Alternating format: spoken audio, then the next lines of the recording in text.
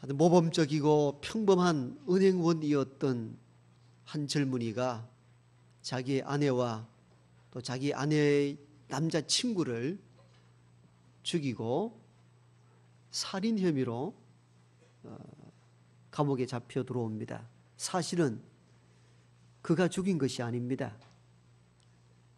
경찰들이 수사상 정황적으로 봤을 때에 아내와 바람난 그 남자가 로 인하여서 남편이 아마 죽였지 않을까 하는 것 때문에 이 평범하고 평상시 일상에서 열심히 살았던 이 젊은이를 옥에 가두게 된 것이죠. 참 억울한 인생을 살아갑니다.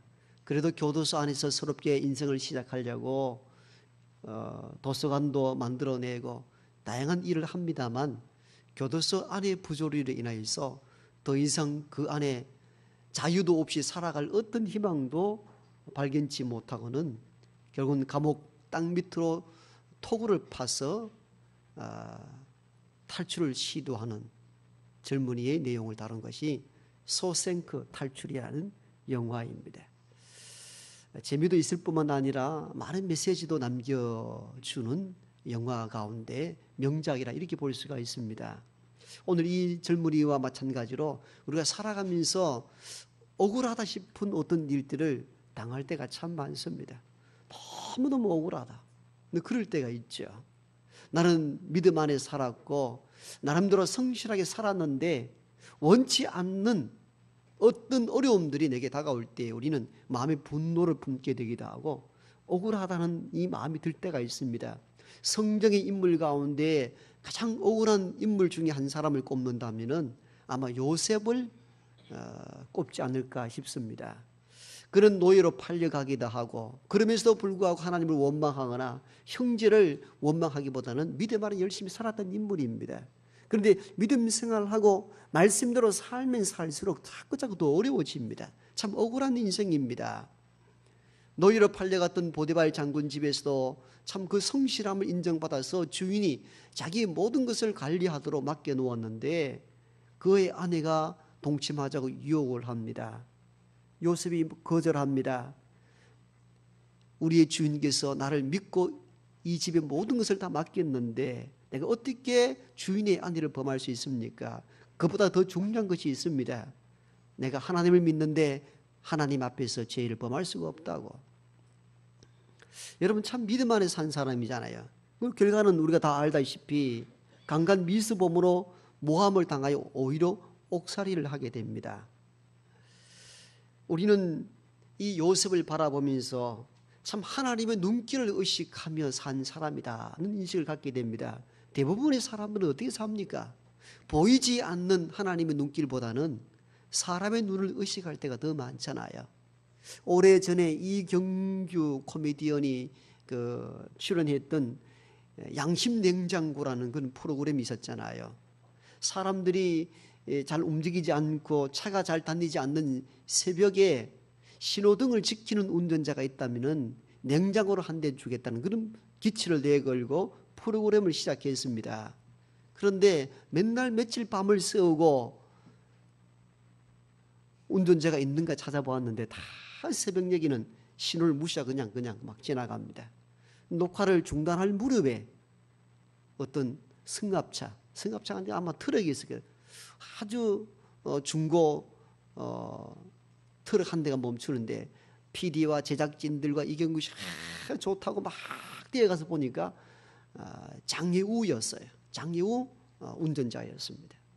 여러분 그 프로그램을 쭉 보면서 많은 시민들이 계몽 활동도 했고 의식도 깨우쳤습니다만은 사람들의 눈을 피하면은 무엇이든지 다 할 수 있는 게 인간이라는 생각이 들었어요. 사람은 보통적으로 그렇게 살아갑니다. 우리는 하나님을 믿는다는 말 하지만도 하나님의 눈길보다는 사람의 눈을 의식할 때가 더 많습니다. 그런데 요셉은 그렇지 않았습니다. 사람들이 없는 가운데 하나님이 보인다는 사실, 사람의 눈길보다는 하나님의 눈길을 더 의식하며 살았던 인물이 요셉이었습니다. 우리는 이것을 신전의식이다 이렇게 표현합니다. 항상 신 앞에 서 있는 듯한 그런 마음과 자세로 살아가는 자세, 이런 의식, 이 신전의식. 여러분, 이 신전의식으로 살았던 인물이 요셉입니다. 하나님 앞에서 어떻게 신실하게 살아갈 수 있을 것인가? 사람의 눈길이 아니고, 여러분, 믿는 사람들은 항상 이런 태도로 인생을 살아야 됩니다. 저와 여러분이 항상 하나님 앞에 서 있다는 것, 깊은 산속이나 홀로 독방 가운데 있을 때도 사람이 없어서 내 마음대로 할 수 있는 것이 아니라 항상 여기에 내 앞에 하나님이 있다는 신전의식으로 살아야 합니다. 이게 하나님의 백성들이 가져야 될 태도입니다. 사실은 이렇게 살면 하나님이 복 주셔야 되잖아요. 이런 사람들에게 복 주지 아니하면 누가 복을 받겠습니까? 그런데 아직 요셉에게는 이런 일들이 일어나지 아니하고 오히려 강간미수범으로 옥살이를 하게 됩니다. 여러분, 얼마나 억울합니까? 억울하고 말고죠. 우리가 죄를 지어서 그에 대한 정당한 벌을 받는다면 수용할 수 있는데, 하나님 앞에 신실하게 살고자 하는데 어려움이 닥치면 우리 마음속에 어떤 마음이 생깁니까? 어떻게 이럴 수 있습니까? 하나님, 원망하고 불평할 수가 있겠죠. 왜? 너무 억울하기 때문입니다. 여러분은 억울한 일을 당하면 누구를 찾아가십니까? 하나님을 찾아가야 됩니까? 이 억울한 문제를 풀어줄 어떤 사람을 찾아가야 되겠습니까?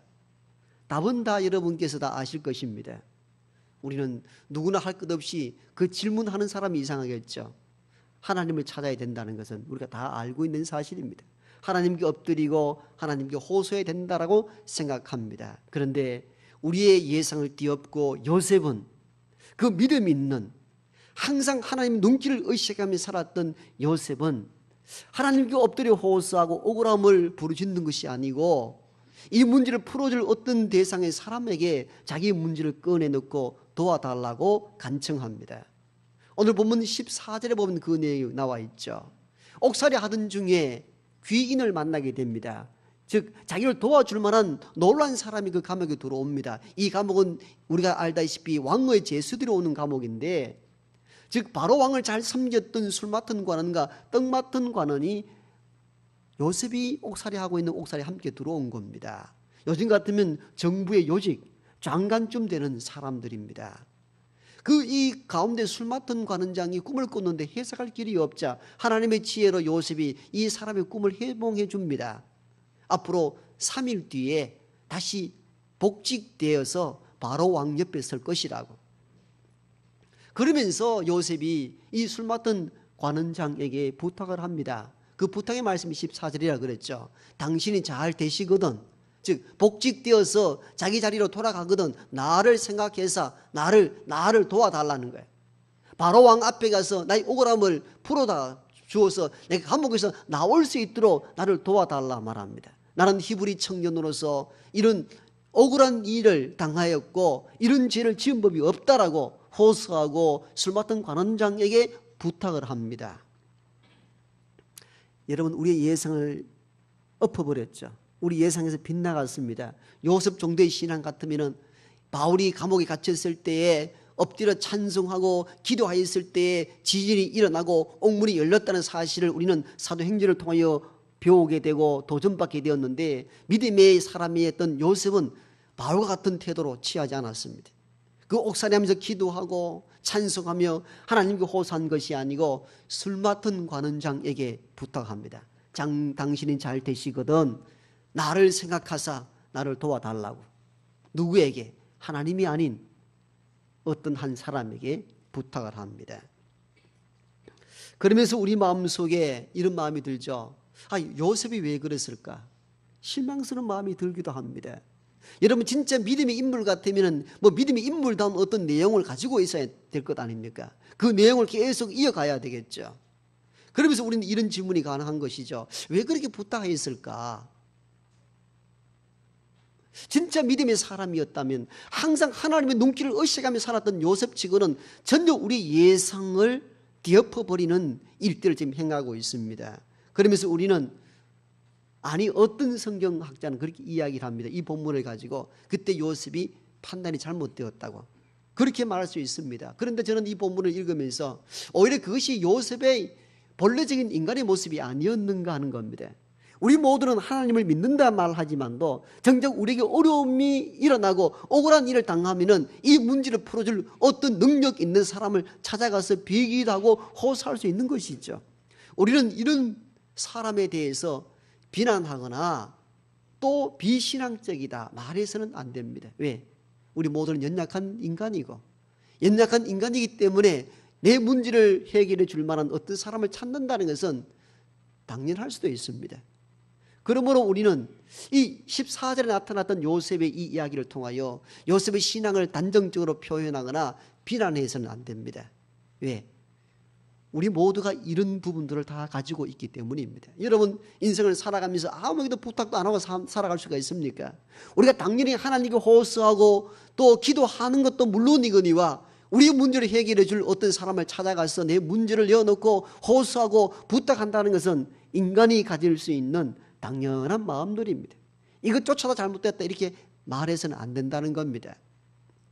그런데 이 문제를 여기에서만 멈춰서는 안 되겠죠. 요셉이 하나 놓친 게 있습니다. 그게 무엇일까요? 사람들은 우리의 문제에 대해서 그렇게 깊이 생각하거나 기억하지 않는다는 사실을 요셉이 놓쳤던 것입니다. 누군가에게 부탁할 수 있습니다. 누군가에게 내가 억울하고 말할 수 있습니다. 이건 누구나 인간이 가질 수 있는 태도입니다. 그런데 믿음의 사람은 이걸 놓쳐서는 안 됩니다. 우리가 부탁하는 어떤 사람이 내가 간절하고 절박한 심정으로 부탁했던 것들에 대해서 나만큼 생각하고 기억하고 있는가? 그렇지 않다는 것입니다. 이게 성경이 주는 답변입니다. 그래서 오늘 우리가 읽었던 창세기 40장 마지막 절에는 이렇게 기록되어 있습니다. 술 맡은 관원장이 요셉을 기억하지 못하고 그를 잊었더라. 여러분 14절과 오늘 마지막 절을 이렇게 비교해 보십시오. 14절은 요셉이 술 맡은 관원장을 나를 생각해 달라고, 내가 당신에게 꿈을 해석해 주어서 은혜를 입히지 않았는가, 그러므로 당신이 복직된다면 나를 생각해서 내 억울함을 좀 풀어달라고 간청하는데, 마지막 절에서는 이 술 맡은 관원장이 이렇게 됐다고 이야기합니다. 술 맡은 관원장은 요셉을 기억하지 못하고 요셉을 잊었더라. 굉장히 큰 울림이 있는 마지막 구절로 이 본문이 끝을 맺습니다. 여러분 잘 보십시오. 14절은 요셉이 억울함을 풀어달라고 술 맡은 관원장에게 부탁하고 간청하는데, 정작 은혜를 입었던 술 맡은 관원장은 요셉을 기억하지 못하고 그를 잊었더라. 이렇게 본문이 끝을 맺습니다. 이렇게 끝을 맺는 이유를 아셔야 됩니다. 굉장히 여운이 많이 남도록 만드는 것이죠. 이 본문을 통해서 우리가 생각했던 어떤 대상들, 어떤 사람들, 내가 저 사람에게 도움을 요청했을 때 들어주리라 예상했던 그 사람들, 결국 우리를 기억하지 못하고 잊어버릴 수 있는 존재라는 사실을 우리가 깨달아야 된다, 그 말입니다. 사람들은 자기 일을 감당하기에도 버거운 인생을 살아갑니다. 우리가 은혜를 입을 때는 평생 은혜 갚고 살리라 작정하지만도 정작 자기 삶의 현장을 돌아가면은 자기 업무에도 지치고 바쁜 것이 연약한 인생들이 갖는 모습들입니다. 술 맡은 관원은 요셉의 꿈 해석을 통하여 위로받고 은혜를 입었지만도 복직되었을 때에 요셉을 기억하지 않았습니다. 그를 잊었다고 기록하고 있습니다. 이게 인생들의 모습이라는 사실들을 성경은 우리들에게 알려줍니다. 우리는 억울하고 힘든 일이 있을 때 누군가에게 부탁하고 도움을 요청할 수는 있습니다. 그것 자체가 악하다거나 비신앙적이다 이렇게 몰아붙일 수는 없습니다. 그런데 우리가 기억해야 될 것이 있습니다. 우리가 부탁했던 어떤 대상자들이 내만큼 절박하게, 내만큼 아프게 나를 생각하고 기억하는가? 그렇지는 않다는 것을 깨달아야 된다, 그 말입니다. 요셉은 이것을 알지 못했던 것입니다. 그러면은 누가 우리를 기억하고 누가 우리를 생각하시겠습니까? 여러분 예상하는 대로 하나님밖에 없습니다. 우리를 기억해 주시고 우리를 생각하는 일은 사람이 아니며 보이지 아니하나 우리 가운데 함께 하시는 하나님이십니다. 하나님만 우리를 기억하시는 거예요. 내가 붙잡고 의지했던 그 술 맡은 관원이 나를 기억해 주는 것이 아니고 언제나 우리 가운데 개입하시고 함께 하시는 성령 하나님만이 우리를 기억하시고 생각한다는 사실입니다. 술 맡은 관원이 복직되었는데 2년의 세월이 지나는 동안에도 한 번도 요셉을 기억하거나 그를 생각한 적이 없었다고 성경 기록하고, 이어서 41장 1절에 보니까 만 2년 후에 이렇게 기록됩니다. 이 말은 뭘 말합니까? 2년이 지나는 동안에 술 맡은 관원장이 요셉을 한 번도 기억하거나 생각지 않았다는 것을 의미합니다. 여러분, 우리가 너무너무 급합니다. 너무너무 억울해서 이 문제를 빨리 해결하고 싶어서 누구에게 도움을 요청했는데 우리는 어떻습니까? 하루라도 빨리 그 사람이 나를 기억해서 이 문제를 해결해 주리라고 예상하고 살아갑니다. 여러분, 하루 이틀 기다리는 것도 쉽지 않습니다. 한 주, 두 주간, 한 달, 두 달, 굉장히 긴 시간입니다. 그런데 얼마의 시간이 지났다고요? 2년이, 만 2년이 지났습니다. 이 말은 술 맡은 관원장이 요셉의 은혜를 입고 복직되었으나 2년 동안에 한 번도 요셉을 기억하지 않았다는 겁니다. 여러분, 이게 인생의 모습입니다. 2년이 지났습니다.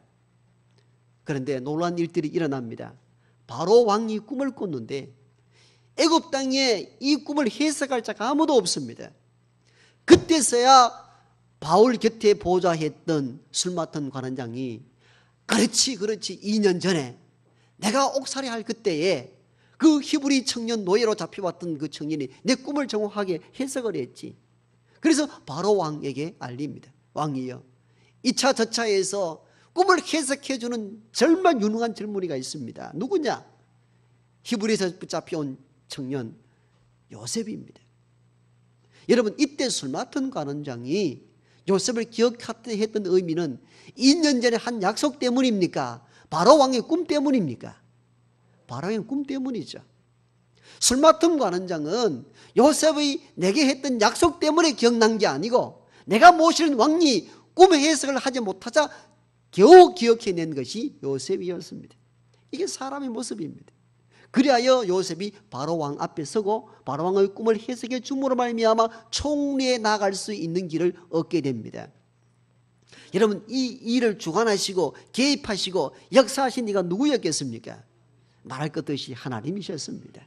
그래서 성경에는 많이 이렇게 반복합니다. 하나님이 요셉과 함께함으로 요셉이 형통케 되었더라. 무려 2번, 3번이나 이 문장을 반복하게 사용하는 의미가 무엇입니까? 하나님께서 요셉과 함께함으로 요셉이 형통케 되었다. 하나님이 함께한다는 것은 뭘 말합니까? 하나님이 요셉을 기억하고 있다는 의미가 아니겠습니까? 여러분, 기억하지 않는데 어떻게 함께할 수가 있습니까? 이 함께한다는 메시지 속에서는 하나님이 요셉을 기억하고 있다는 것을 의미하는 거예요. 항상 기억하고 있었던 것이죠. 그의 억울함, 옥살이하는 중에 고통들, 사람을 의지해서나 답변 없는 메아리만 돌아오는 그 아픔 속에 살아가는 이를 기억하신 이는 하나님이셨습니다. 사람이 아니었습니다. 사람은 요셉을 기억지 못했다 그렇게 기록되어 있습니다. 술 맡은 관원은 요셉을 기억지 못하고 그를 잊었더라.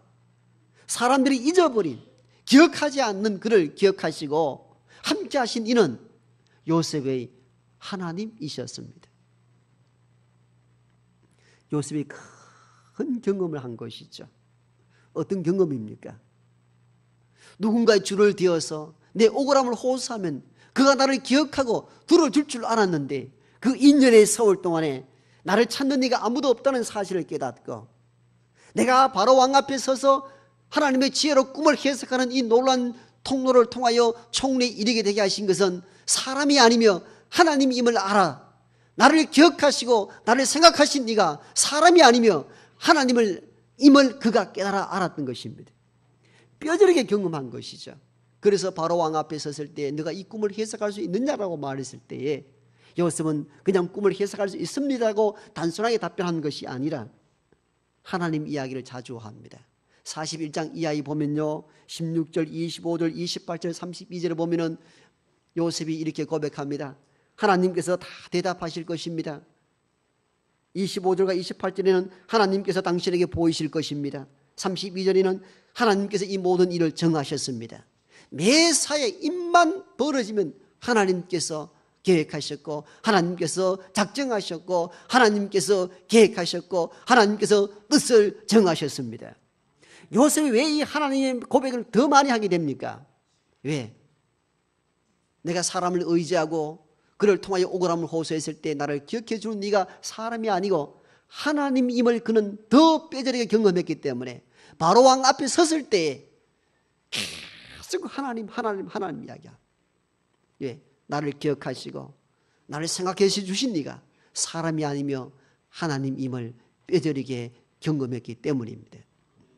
요셉이 얼마나 하나님 이야기를 자주 했던지 꿈을 해석하고 난 뒤에 이방신을 섬겼던 자칭 태양신이라고 여겼던 바로가 고백합니다.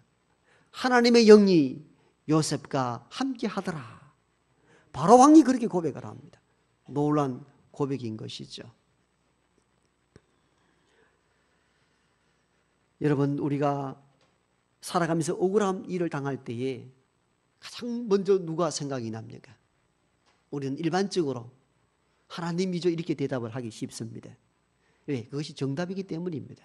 그런데 실제 우리가 움직이는 몸들을 보면요, 하나님이기보다는 이 문제를 해결할 어떤 사람이 먼저 떠오르고 나도 모르게 무의식적으로 그 사람 앞으로 달려가기도 하고 전화를 걸 수도 있습니다.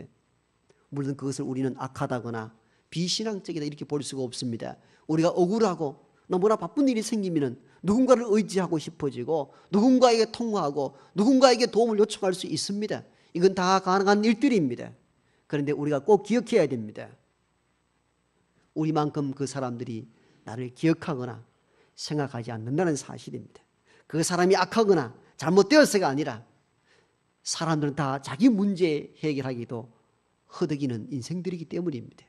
그러므로 우리가 억울한 일을 당하고 어떤 일들이 우리에게 벌어졌을 때에 나를 기억하고 나를 생각해 주시는 하나님을 바라볼 수 있기를 바랍니다. 그래서 성경에서는 인생을 의지하지 마라. 인생을 의지하지 말라. 시편 146편에 보니까 귀인들을 의지하지 말며 도울 힘이 없는 인생을 의지하지 마십시오. 이렇게 우리들에게 가르쳐주고 있습니다. 왜? 그 사람들 우리의 문제를 생각하고 기억해 줄 수 있는 사람들이 아니기 때문입니다. 그 사람을 불신하라 한 이야기가 아닙니다. 그 사람조차도 자기가 도울 힘이 없다 그 말입니다. 그래서 시편 기자는 귀인들을 의지하지 말며 도울 힘이 없는 인생도 의지하지 말라. 왜? 그들 스스로도 스스로의 문제 속에 살아가는 것이 인생이기 때문입니다. 힘이 들고 억울한 일을 당하고 위기와 환난이 있을 때마다 우리를 기억하고 우리를 매사에 생각하시는 하나님만 주목하고 바라볼 수 있는 저와 여러분 되기를 소망합니다.